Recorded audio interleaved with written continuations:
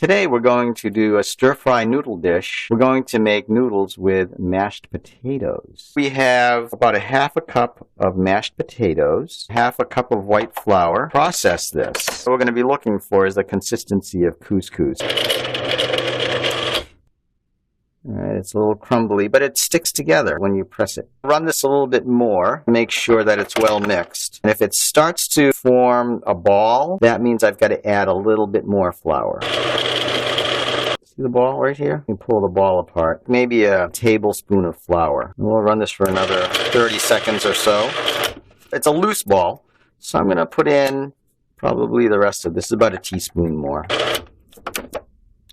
So that's pretty good. We'll grab a handful of this. We're going to form it into a ball. And I'm going to start some water boiling. Add a little bit of salt to the water.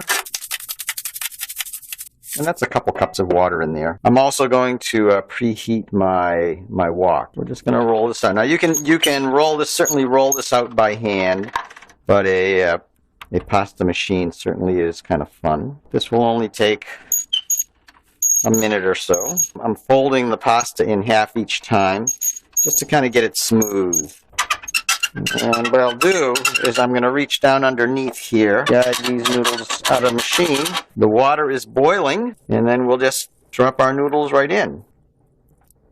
We'll prepare the stir fry. Our ingredients: garlic, and just crush that garlic. Broccoli, bite-sized pieces. Carrot. And this is a roll cut, maybe quarter-inch slices. Our wok is preheated. Take maybe about a tablespoon of oil. Kind of spread that oil. It's on high heat, by the way. Put in our freshly crushed garlic, our carrots. The things you want to cook the longest, you'll put those in first. Let's take a look at our noodles. They're all cooked up. Drain those. So our carrots softened up a little bit there. Let's put in our broccoli. And this is all on high heat. You don't need a lot of oil in a wok. So now we'll just add our noodles.